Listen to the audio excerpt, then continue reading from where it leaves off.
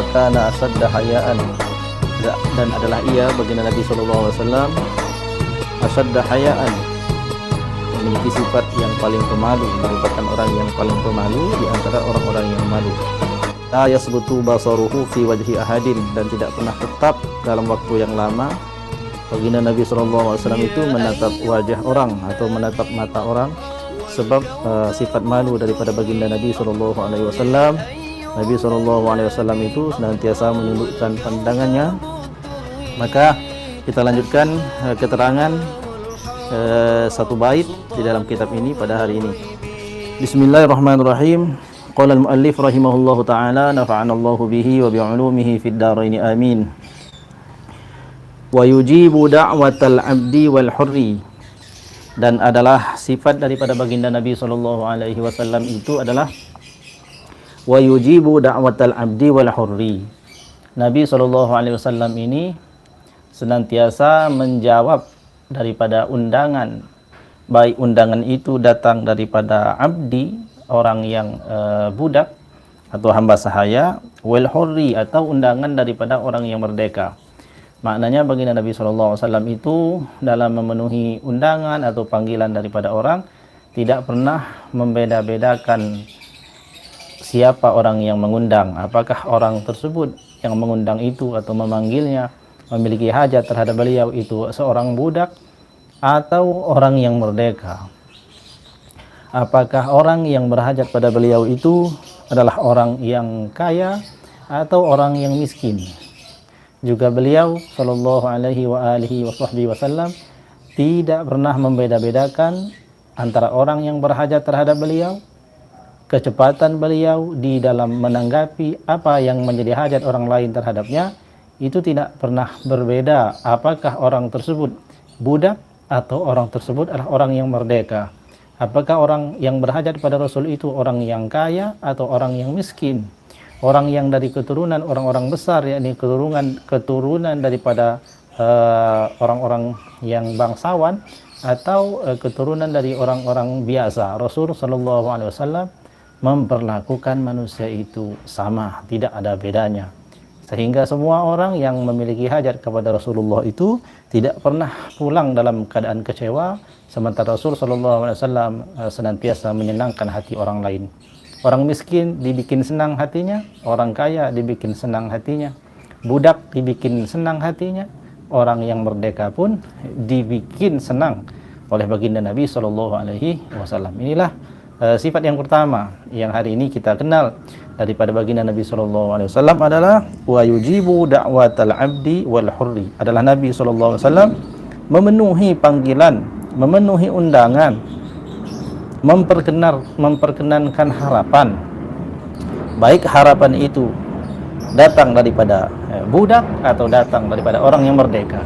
Semuanya tidak pernah kecewa ketika memiliki hajat kepada Nabi sallallahu alaihi wasallam. Selanjutnya, wa yaqbalul hadiyata walau annaha jur'atu labanin aw fakhidhu arnabin wa yukafi'u 'alaiha wa ya'kuluha.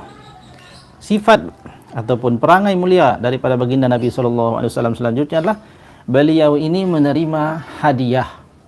Jadi menerima pemberian orang.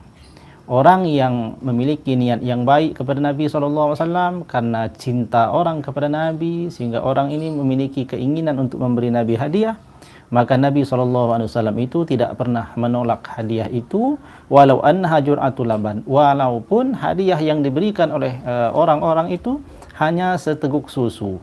Artinya orang yang punya niat yang baik terhadap Rasulullah sallallahu alaihi wasallam, lalu karena kecintaan mereka para sahabat-sahabat Nabi, yang sahabat-sahabat Nabi itu dari berbagai macam kalangan, ada yang kaya, ada yang miskin, ada yang budak, ada yang orang merdeka.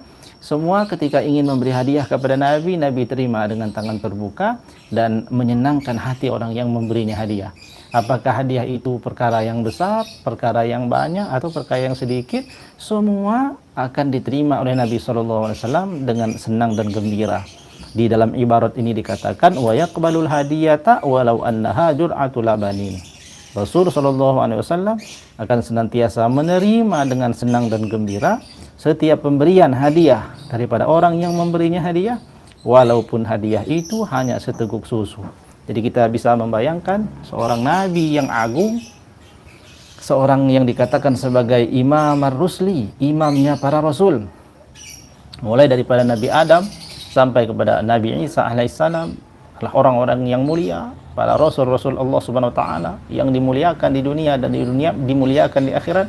Beliau nabi kita Muhammad sallallahu alaihi wasallam adalah imamnya para rasul, orang yang paling agung dan paling mulia, yang telah dipuji oleh Allah dengan akhlaknya yang mulia, dan Allah telah menyatakan tidak akan pernah ada manusia dari kalangan para nabi dan seluruh umatnya yang bisa masuk ke dalam surga sebelum Rasulullah SAW dan umatnya masuk ke dalam surga itu.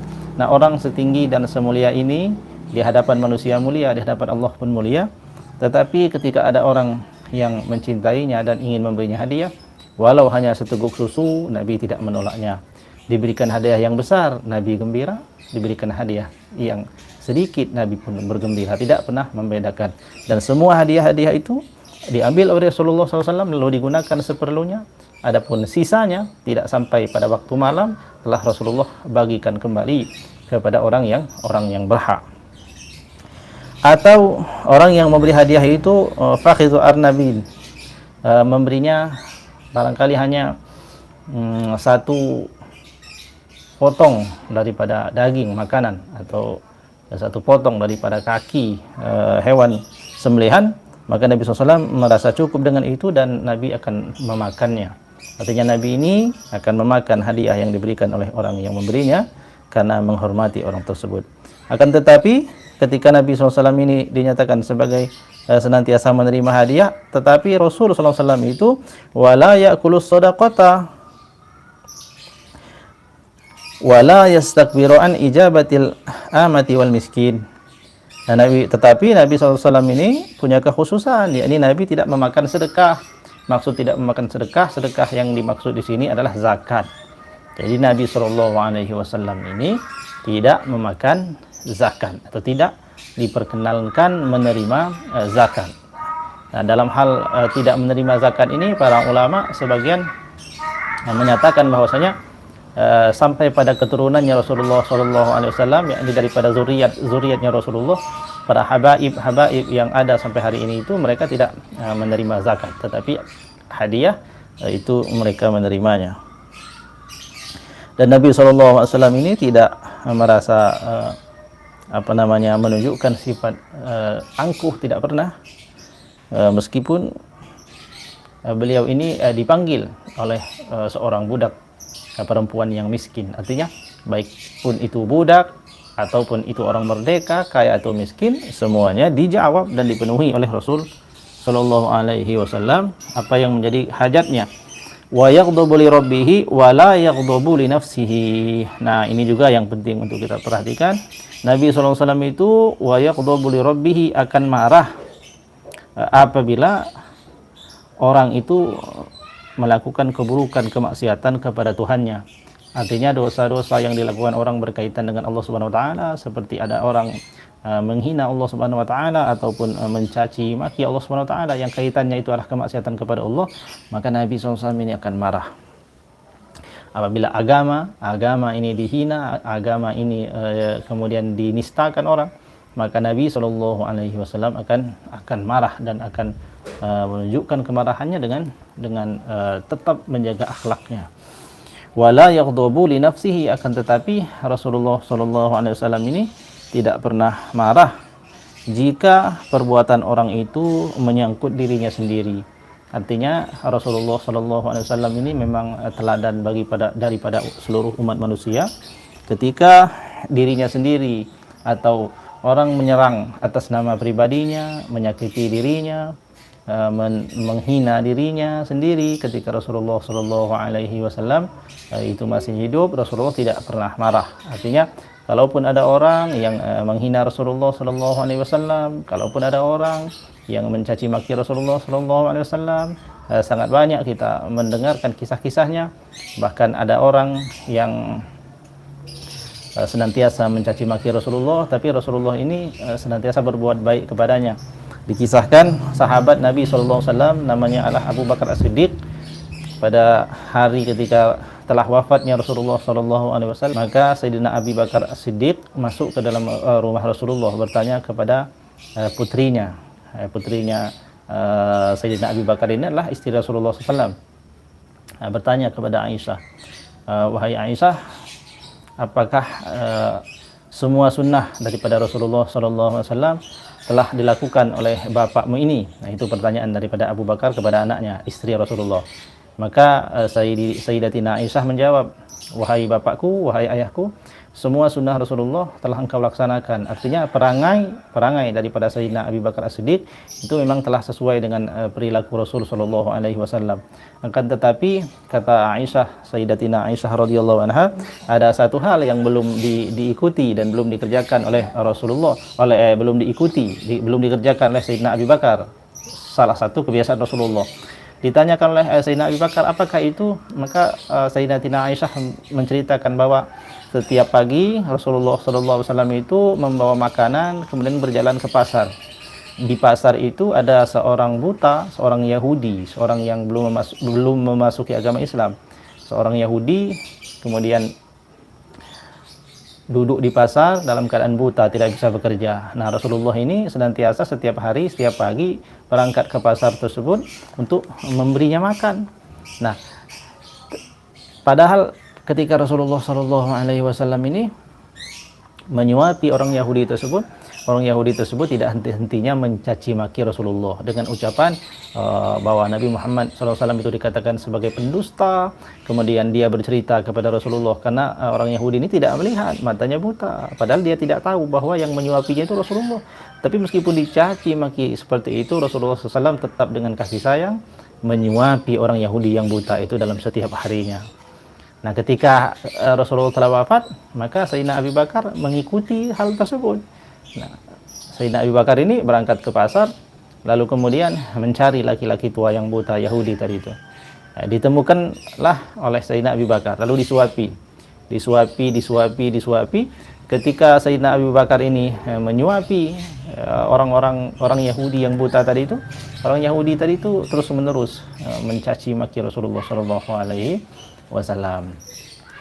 Maka singkat cerita, Sayyidina Abu Bakar As-Siddiq ini bertanya kepada orang Yahudi itu, karena orang Yahudi ini bertanya, komplain, beliau merasa bahwa yang menyuapinya itu bukanlah orang yang biasa menyuapinya, karena memang yang menyuapi sebelumnya itu adalah Rasulullah, dan ketika Rasulullah telah wafat maka digantikan oleh Sayyidina Abu Bakar. Nah, Sayyidina Abu Bakar ini bertanya, tahukah engkau wahai Yahudi, siapa orang yang sangat lembut kepadamu, yang setiap hari menyuapimu? Tahukah engkau dia siapa?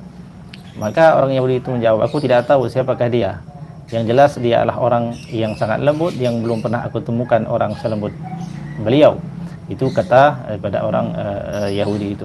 Maka Sayyidina Abu Bakar dengan berkata sambil menangis, ketahuilah bahwasanya sesungguhnya yang selama ini engkau caci maki, dialah orang yang telah menyuapimu. Dialah yang bernama Sayyidina Rasul sallallahu alaihi wasallam. Maka pada saat itulah orang Yahudi itu kemudian menangis sejadi-jadinya dan menyatakan beriman kepada Allah, mengucapkan kalimat syahadat dengan akhlak dan perangai daripada baginda Nabi sallallahu alaihi wasallam. Nah, ini adalah salah satu contoh bagaimana perilaku Nabi sallallahu alaihi wasallam. Beliau tidak pernah marah ketika orang itu menyakiti kaitannya dengan dirinya pribadi. Kemudian dikisahkan juga bahwa ada orang yang sangat membenci Nabi. Setiap hari Nabi lewat, selalu disambangi lewat di depan rumahnya untuk beliau ludahi. Setiap hari Rasulullah lewat, diludahi. Setiap hari Rasulullah lewat, diludahi. Nah, suatu ketika Rasulullah ini lewat, tidak ada yang meludah. Maka Nabi bertanya, di manakah ada orang yang setiap hari meludahiku? Maka tetangganya menjawab, orang tersebut sedang sakit. Nah, mendengar kabar bahwa orang yang senantiasa meludahi Rasulullah itu sakit, maka Rasulullah adalah orang pertama yang datang menjenguk orang tersebut. Ketika orang yang suka meludahi Nabi ini mengetahui bahwa orang pertama yang datang menjenguk beliau dan memberikan makanan untuknya, ternyata orang yang setiap hari ia ludahi, maka dia terkesima dengan akhlak baginda Nabi, maka dia menyatakan keislamannya pun hari itu. Sehingga banyak sekali kisah-kisah yang menyatakan tentang betapa budi pekerti Rasulullah yang sangat lembut. Beliau tidak pernah marah ketika disakiti yang kaitannya atas dirinya sendiri. di Taif, ketika Rasulullah ini pergi ke Taif ingin berdakwah, ternyata penduduk Taif justru melemparinya dengan batu sehingga Nabi SAW ini berdarah-darah. Pada saat itu malaikat Jibril turun bertanya kepada Rasulullah, "Ya Rasulullah, mintalah kepada Allah agar Allah memerintahkan aku untuk mengangkat gunung itu untuk aku timpakan kepada penduduk Taif." Kenapa? Karena saking jahatnya orang-orang Taif itu kepada Rasul. Tapi Rasulullah SAW menjawab, "Aku ini diutus sebagai rahmat, bukan diutus untuk mengazab orang. Kalaupun hari ini mereka belum beriman kepadaku," kata Nabi, "maka aku berharap anak cucu mereka yang akan datang yang akan beriman kepadaku." Demikianlah perangai baginda Nabi SAW. Kalau itu kaitannya dengan dirinya pribadi. Tapi kalau kaitannya sudah agama yang dihina, Allah SWT yang dihina, maka Rasulullah adalah orang yang pemberani dan paling awal maju ke medan pertempuran untuk menegakkan agama Islam. Hadirin yang dirahmati Allah SWT, inilah sifat daripada baginda Nabi SAW. Maka sudah sepatutnya kita belajar dan mencoba untuk meniru beliau. Adapun ketika pada saat ini Rasulullah SAW telah wafat, lalu ada orang yang menghina Rasulullah SAW, bahkan berkata dengan perkataan yang tidak-tidak, maka kita sebagai umatnya sebenarnya tidak memiliki hak untuk memaafkan orang itu, karena kesalahannya adalah kesalahan kepada baginda Nabi SAW, dan kita wajib menunjukkan kemarahan dengan cara yang benar, dan kita menunjukkan rasa kita juga merasa sedih dan sakit ketika Rasulullah SAW dihina. Nah, adapun Rasulullah dahulu selalu maafkan, tetapi kalau kita hari ini kita memiliki banyak pilihan cara untuk membela baginda Nabi SAW, baik dengan cara yang keras atau dengan cara yang lembut. Semua itu tidak bisa kita atur setiap orangnya, karena semua orang memiliki rasa cinta kepada Nabi dan memiliki cara sendiri-sendiri untuk membela baginda Nabi SAW. Tetapi membela Nabi juga harus kita dudukkan dalam perkara-perkara yang benar. Semoga Allah SWT menjadikan kita termasuk orang yang mampu meneladani sifat mulia daripada baginda Nabi SAW, sehingga kita ini termasuk orang yang selamat hidup kita di dunia dan di akhirat. Amin ya rabbal alamin. Terima kasih atas segala perhatiannya, mudah-mudahan bermanfaat. Mohon maaf atas segala kesalahan. Wallahu a'lam bishawab. Wallahul muwaffiq ila aqwamit thoriq. Wassalamualaikum warahmatullahi wabarakatuh.